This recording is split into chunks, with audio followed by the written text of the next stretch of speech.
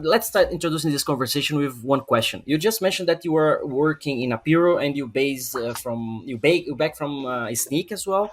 So big vendors and specific, let's say, companies focus on AppSec problems. So you have your whole. Also, item was a software developer as well. So you have the whole idea on how software development work and then how to do security on top of that. So the question, I would say, the question to start this conversation is, with your experience and the whole background and these vendors, the whole career that you have, guys, what do you think is the most easy part of doing application security? Because usually we talk about challenges. Yeah, I understand we will get there. But what do you think it's like, this is easy? Everybody accepts, everybody wants this, easy to install or to set up or to define a process. What do you would say that, okay, this is easy in AppSec? Do you have something in mind?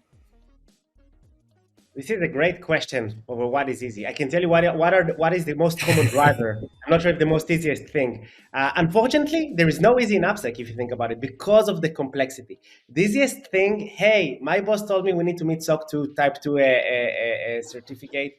And these are the things that I need to have in place before we speak about prioritization, before we speak about enrollment, before we speak about how we engage development to that process. I can go and buy any tool. I can go and buy my SCA scanner that will start to find problems. I can go to pay someone, to my pen tester, to go and start and find problems. What I will do with them after, this is a whole different complex conversation, but buying is easy, getting a service is easy, starting to get a glance over some security problems that you might have within your SDLC or your application code. This is the easy part. Let's call it like start getting visibility over what you're facing with. Okay. Simon, do you agree or we're going to have a fight right Yeah. now?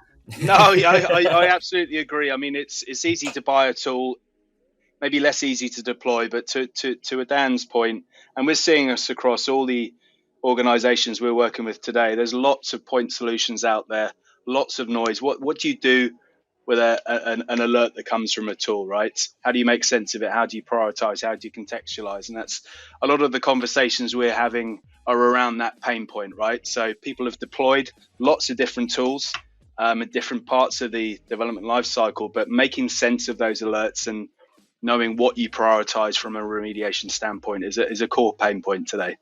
Okay.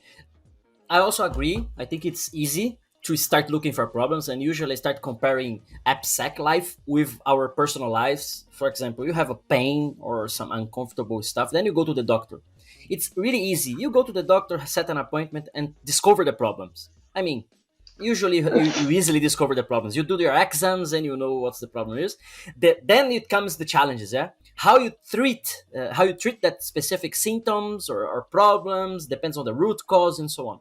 So if we come to AppSec, as Aiden just said, it's easy to set up an SCA or a SAST or whatever scanner it is or a pen tester and have thousands of alerts. Then comes to the challenge.